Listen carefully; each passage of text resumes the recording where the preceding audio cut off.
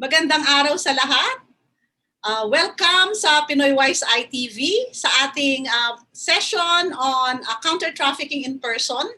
At ngayong araw, ang ating i-discuss ay napaka-interesting because we are going to discuss how to protect yourself from migration malpractice. And we have David Bishop from Migrasia Hong Kong as our guest.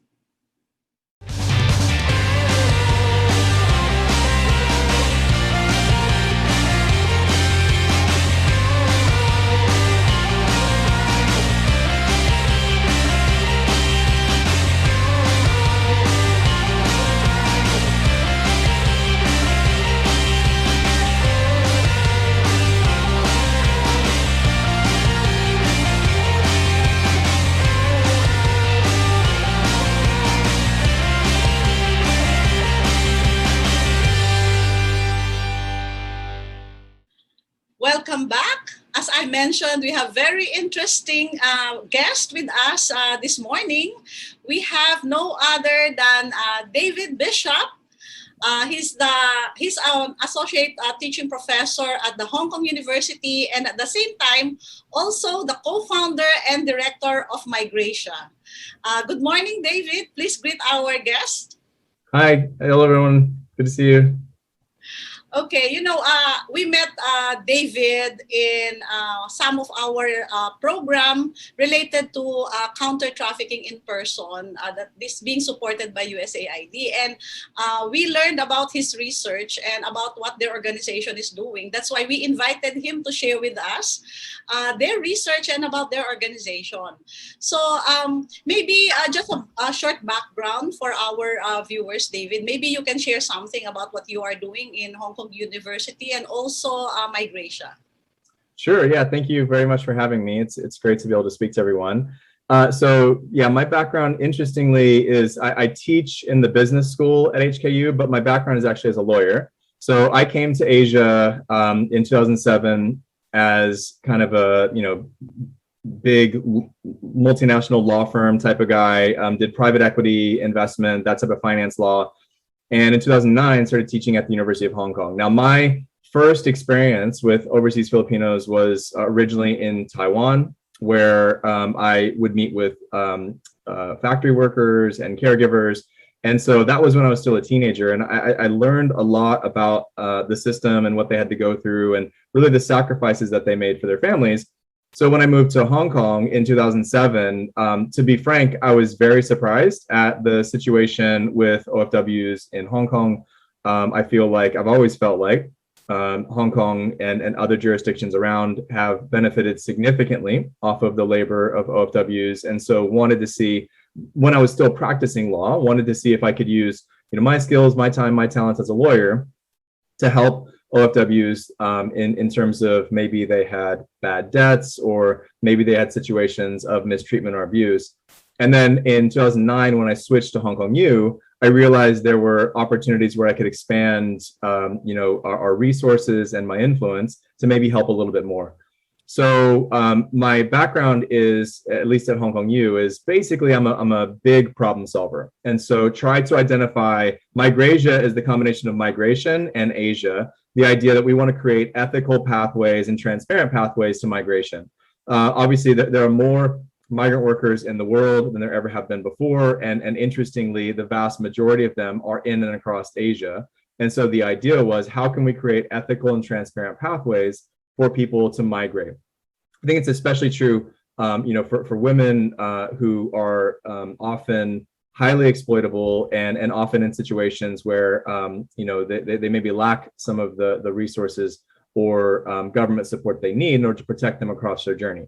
So what do? I'm a social entrepreneur, a lawyer, and kind of an NGO guy. So what we did is we build businesses that create ethical paths to migration. So ethical employment agencies, for example, ethical training centers, conducting research in order to identify the gaps in the system to where we can create better intervention points, using advanced data analytics and software to create visualizations of data to identify where the problems occur. And on the far end of the spectrum, really for creating better enforcement mechanisms whereby we can work with law enforcement and help people that have been victimized help them receive redress and maybe get some of their money back. So Migrasia as an organization last year accounted for 100% of the successful convictions in Hong Kong in the migrant domestic worker and employment agency space. We recovered over 80 million Hong Kong dollars that was diverted back to migrant workers across the region, accounting for several convictions, multiple trafficking in persons or trafficking convictions, and shutting down multiple large businesses. So I think last year, the amount of money that was returned back to workers accounted for almost 3,000 years of unpaid labor that was then returned back to workers. That is really very impressive, David. That's why, in fact, the first time I heard about your organization, I was really impressed. And maybe to give our OFW an idea how you do it. I mean, maybe you can share a particular case so that they can relate this situation, like how in a specific case is Migrasia and your work in Hong Kong you doing this. Absolutely. So we have very sophisticated technology and legal and other professionals that we'll collaborate with. And so what we'll do is we'll identify. So we have a like social media driven triage system. So basically, we have a lot of social media pages where we can directly communicate with OFWs from around the world, understand their situation, and use that aggregated data to identify bad actors. Maybe they're employment agencies, maybe they're money lenders, maybe they're even government actors. And when we hear, 20, 30, 80, 100 people say this is the same company that, affected us. Again, let's say it's an employment agency. Actually, let's do a money lender. So last year, we identified this one money lender that has ties to Philippines, Indonesia, Taiwan, Hong Kong, and other locations, very large finance company. And what they would do is they would coordinate and work with employment agencies to overcharge OFWs when they're leaving. A very typical situation where they say no placement fees, but then of course they charge them fees. They say, well, I can't pay the fees. They say, no problem, we'll connect you with a money lender. And then the money lender takes their passports and has other, sometimes illegal, but certainly unethical business practices to force them to pay their salary to the money lender. That is, of course, very illegal, but most OFWs have either heard of that or gone through that themselves. The vast majority of OFWs, unfortunately, have that experience. So what we will do is when we hear the same company coming up over and over and over, we will engage in what's called corporate forensics, where we will dig into the company, look at the shareholders, look at how they're connected. And in this particular instance, this organization had been operating for 40 years. And they had been sued many times and law enforcement had looked at them, but no one had ever been able to get them shut down. So what we did was we requested corporate records from the Philippines entity, and we got the corporate records from the Hong Kong entity, and we were able to connect the two and show that the supposed partner, who was supposed to be an independent partner in the Philippines with a different name, was actually the same company because they were owned by the same person. So what we then did is we basically did the entire job for the police for them. And we put together these binders of like hundreds of pages of evidence and information. And then we personally walked that information into the police. And then through that process, they were able to identify and arrest the people that were running the company. They even seized 5 million Hong Kong dollars in their cash accounts. And now they're going through the process of going through the legal system to try to enact justice against them. So that's the type of thing that we do. Another common example would be employment agencies will require, as they require OFWs to pay these fees, they're increasingly using technology to hide their transactions. So they'll, for example, a very common thing now is they'll use QR codes, and they'll say, scan the QR code and then use a mobile application to pay these fees. Well, that makes it very difficult for police to identify these bad actors, especially because they might be in a different country. But when we scan the QR codes, we can actually collect the metadata off that QR code. It will tell you, what account it is, what bank it's with, who owns the account, etc. And then we can go directly to those financial service providers and say, hey, this particular account is engaged in human trafficking, and then work with law enforcement and those financial service providers like banks to shut down those accounts and to close off their ability to transact and to get money. So these are the types of things behind the scenes that we're trying to do to make the process more transparent and more safe, but also ethical. Yeah, you are really doing a great job. Because it is really very difficult for us, even for NGOs like us working on the ground. We know that there are traffickers working, but prosecuting them is really very difficult because of the legal system. And we are so glad that your work, your IT, and also your legal background is able to do that and be able to prosecute them. So I know you are also doing some researches related to the connection between recruiters, moneylenders. So maybe it would be good for us to also know how you are doing this, so that organizations like us and also overseas Filipinos would learn about your experience. Yeah, thank you. It's interesting because I've been working on this problem for probably about 8 years. And I mean, I read everything that I can possibly get my hands on. And one of the things that really surprises me is how bad the research or how much information is lacking in this particular space. ILO, IOM, these big multinational charities, they're spending a lot of money and time on research, but from our perspective, they're actually looking at they're just repeating the same questions over and over and over. And so what we started looking at is we wanted to look at the gaps in information. And so some of the gaps that existed and what we've been looking at over the past year are at the very, very early stages of migration, especially specifically focused on the Philippines. We couldn't find anything that identified answers to questions such as, if an OFW, let's say that there's a man or woman in a barangay, like let's say Guimaras or whatever in the Philippines, and they decide, hey, I want to go overseas to help my family, and they have that idea, that spark. What happens next? Who is the first person they speak to? What information do they have at their disposal? And why do they get on these tracks or pathways that lead them to mistreatment? So we wanted to identify some of those things because the research wasn't there. So we started looking at, the first question we started looking at was about information. What information is available? Who do they speak to? What information has the government made available? Out of the information that's available, what information are people actually accessing? And it's going to be no surprise to you, but there's very limited information out there. And most of the information that's out there is actually inaccurate and often pushed by these bad actors like the employment agencies and moneylenders. And they even use POEA, OWWA, like OWWA's or DOLE's trademarks and their logos on their applications, on their websites, to make it seem like they're partnering with them. And it actually creates a situation where a lot of potential OFWs, they get very bad information early on. And as a result of that, they end up working with agencies and other intermediaries that lead them into mistreatment.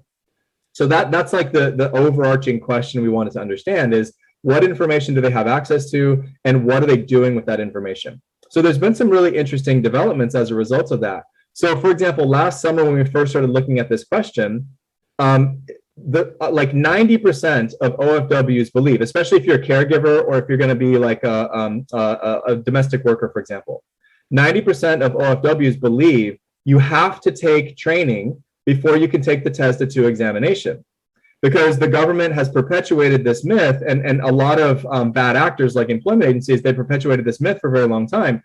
And so in 2006, when they made it so you can't charge placement fees anymore for the agencies, what they did was they pushed all those fees to the training centers. And they say, you have to use this training center, you have to go to training. But did you know, most OFWs don't know, you don't have to attend training to take the test at 2 examination.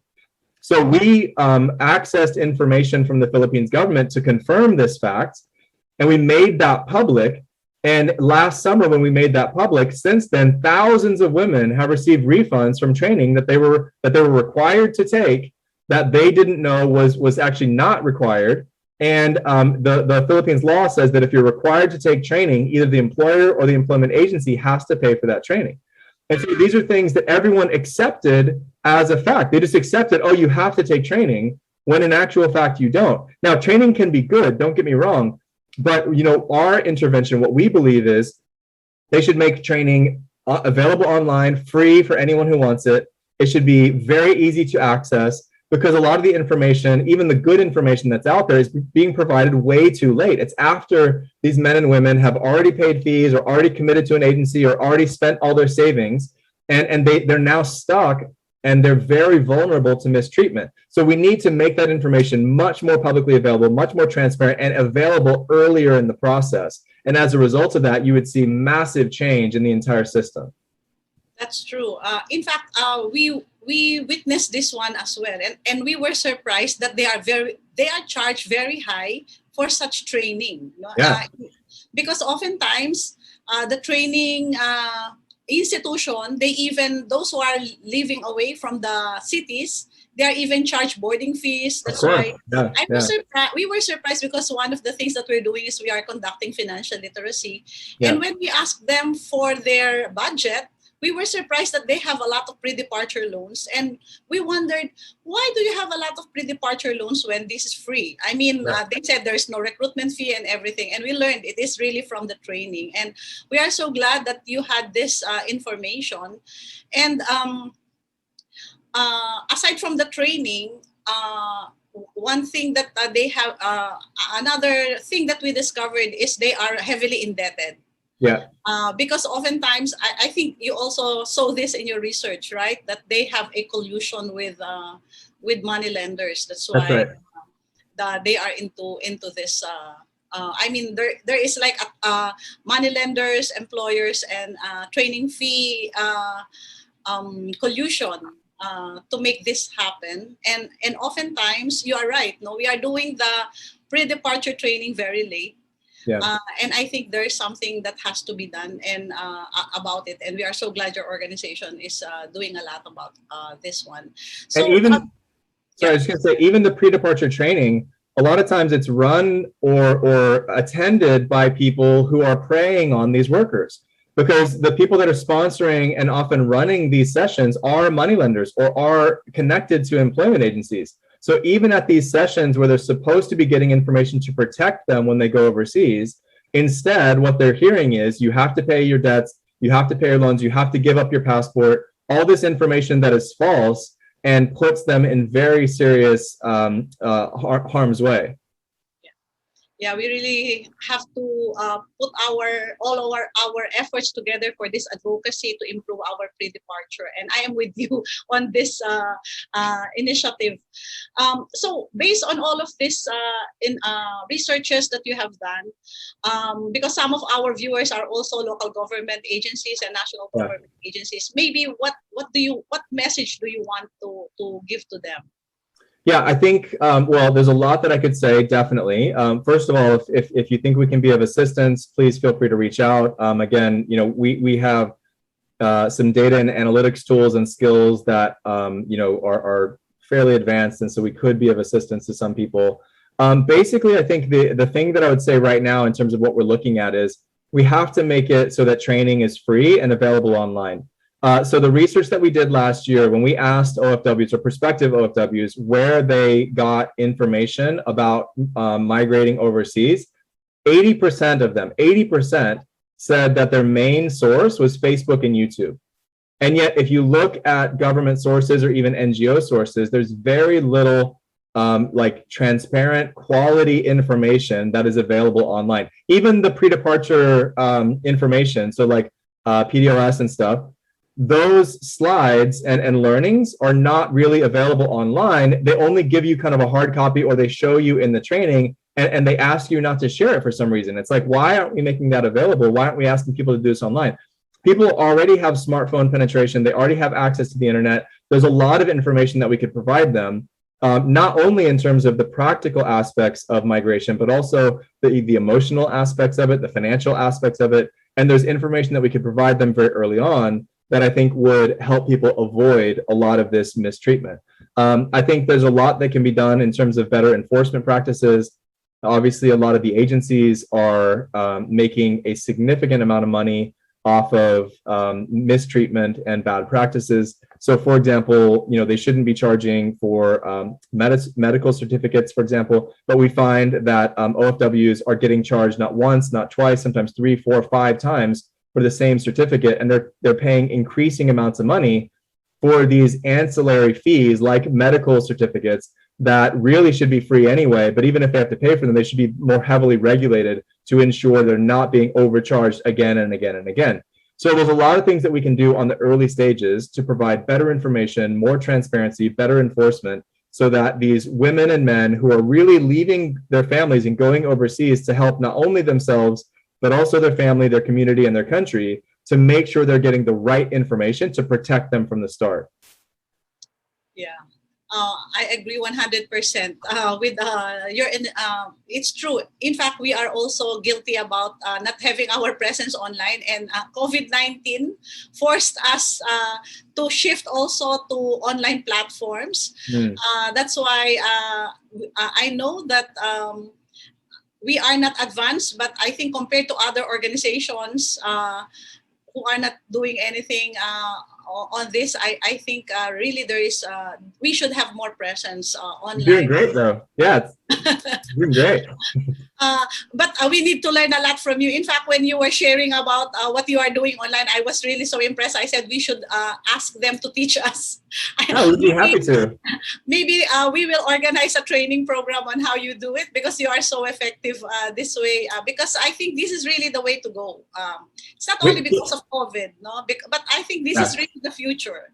It is the future. And it's interesting. We actually have a research grant that's going to be coming through soon that specifically focuses on our social media interventions. And then a part of the money will go towards training and providing other people access to this. Because I think what NGOs around the world, regardless of what they focus on, I think what they have to understand is that digital marketing strategies that we use in, like commercial practices, I think they need to apply more in the NGO space as well, because it's all about reaching people. It's all about communicating your message. It doesn't matter how good your materials or your message are, you have to be able to reach people. So I mean, I applaud the work that you guys are doing on that already. And definitely, if we can support you, we would love to try. Yes, we need that. I mentioned to you the first time, I think I met you, I told you, David, you have to teach us. Not only us, but maybe a lot of NGOs as well. We know, we have a lot of members, Pinoy-wise. We have a lot of members from Hong Kong. And because of what you learned from these researches, maybe you can have a message for them, not only for our members in Hong Kong, but also for prospective migrants. You can give some tips to them on how they protect themselves from trafficking, illegal recruiters, or even money lenders. Yeah, that's a great question. Thank you. Okay, so first of all, there's a couple things. So Hong Kong is what I call the best of the worst, meaning the situation in Hong Kong isn't great, but it's better than in most other places, especially across Asia and the Middle East. So Hong Kong, we do have good laws that are in place. Unfortunately, enforcement isn't always perfect, but it's getting better. And so what I would say is OFWs, either that are here or prospective OFWs, just understand your rights and make sure you push to enforce your rights. Number one, look at your employment contract. If the agency that is stamped on your employment contract is different than the agency that you worked with, that is illegal, and it's an immediate indication that something bad happened along the way. In Hong Kong, there are more than 1,500 employment agencies that work with OFWs, but only about 350 of them are actually accredited to do so. So the first thing is look at your employment contract. If the agency that is stamped on the contract is different than the agency that you worked with, that is a clear indication that something bad happened. That's called chop renting. It's very common. The second thing is if you had to pay any placement fees and you arrive in Hong Kong, within a year, because it's 12-month statute of limitations. If you arrive within 1 year, then you should tell somebody, tell the Employment Agency Administration, or come and talk to us, because that is illegal. You should not pay more than 10% of your first month salary in a placement fee. And if you have a loan, talk to someone about your loan, because most of the moneylenders in Hong Kong overcharge on interest, and that is also illegal, and you could potentially get that loan voided or terminated. If someone is holding your passport, that is illegal. So again, reach out to us, reach out to other NGOs. These are like 4 things that you can do immediately to identify if you have been mistreated, if someone has done something illegal against you, and then you can enforce your rights and go and get that money back, get your passport back, and hopefully find a better employment situation for yourself. Great. So how do they get in touch with you? How do they reach you if they have this kind of situation? Yeah, that's a really good question. So basically on Facebook, we are as our primary presence. Just message us on Facebook, and if they do that, then we'll get in touch with them and we'll be able to point them towards either ourselves or some partners. And there's other NGOs in Hong Kong that are doing great work too. So Help for Domestic Workers is great. Mission for Migrant Workers is great. There's a number, Christian Action is great. They're doing really, really good work. And so if they contact them or us, we can hopefully put them on a path that will lead them to a better economic future. Okay, thank you very much, David. We really learned a lot, and I'm sure our overseas Filipinos and also prospective overseas Filipinos would learn a lot from what you shared to us. But also, more importantly, I think our partners from local government and national government agencies, we will get in touch with you about this, because all of your recommendations are really well taken, and we know we really have to do something about it, because working abroad is very difficult already. Being separated from family, leaving your children behind is already very difficult situation. But finding yourself in an unfair situation where you are exploited, where you are charged so much, then that makes it more difficult. So we really appreciate the work that Migrasia is doing, and you also on a personal level. Thank you very much for putting your expertise in this, being an international lawyer and teaching and in IT, being involved in all of these social enterprises. Really, it is an amazing job that you are doing. Thank you very much. And I'm so glad. In fact, while you are sharing, I am thinking at the back of my mind, thank you that you have chosen the Philippines and the Filipinos in this journey in your work in Hong Kong. So thank you very much. No, thank you for having me. It's been great. Thank you for all the work that you do.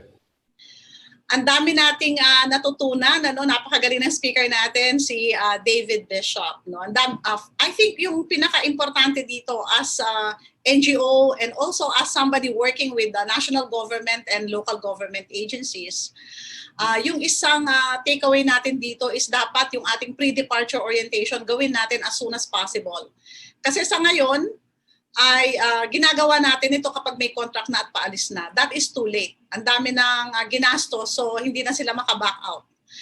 Dapat ito, attention ito sa OWWA at POEA. Dapat yung ating pre-departure orientation ay the moment yung isang prospective OFW natin, isipin niya, gusto kong mag-abroad, dapat meron na tayo. And this should be available sa ating mga local government. We have to mandate na ito ay free at binibigay ng ating local government. Kasi talagang sila naman yung unang-unang accessible na link ng ating mga prospective OFW. At saka dapat kasama yung pamilya dito sa ating mga pre-departure orientation. In fact, meron na tayong ginagawa niyan sa Calabarzon. Ang tawag natin Pre-Migration Orientation Seminar. And we are running this in partnership with USAID and PDAP. At pinapilot natin siya sa Calabarzon. And we hope sana mas marami pang local government ang gumawa nito para maprotektahan yung kanilang mga prospective OFW sa kanilang population. And panawagan natin sa POEA and OWWA, sana i-mandate ito. Dahil ito ang makakatulong talaga sa ating mga OFW na hindi ma-victimize ng mga illegal recruiter at trafficker, or even yung mga natutunan natin ngayon, mga money lender, na baon sila sa utang, 1 year na kita nila ay pambayad lang ng utang. And yun namang natutunan natin na recommendation niya, information for our prospective OFW at mga OFW natin. Sabi niya, una, tingnan niyo yung contract ninyo. Dapat yung employer ninyo, yung nagre-recruit sa inyo, at saka yung employer ninyo pareho yung pangalan. Yung employer ninyo sa Hong Kong. Yun namang yung mga nasa Hong Kong na, your passport should not be taken away from you. Kapag ginawa yun, pwede ninyo silang isumbong, i-report. Pangatlo, ang sabi niya ay dapat hindi tayo nagbabayad talaga ng mga fees. So there's something wrong kapag tayo ay nagbabayad ng mga fees. And then, dapat yung mga utang natin, tinitingnan natin yung mga interest rates. Kasi minsan tayo na gustong-gusto lang nating umalis, mangungutang tayo. Hindi natin nakikita yung interest rate. O kaya minsan sinasabi nila, pwede kang magtrabaho abroad, wala namang babayaran. Pero hindi mo alam, kakaltasin pala sa sweldo. So these are unethical practices at pwede po nating isumbong. No? Magsumbong tayo, inform natin ito sa mga organizations. So muli, ako si May Dizon Año Nuevo at lagi nating tatandaan sa panahon ng pandemic ay let us protect ourselves and our families, and also let us protect ourselves from being victimized by illegal recruiter and trafficker. So, gusto nating sabihin sa lahat ay tayo ay maging Pinoy wise.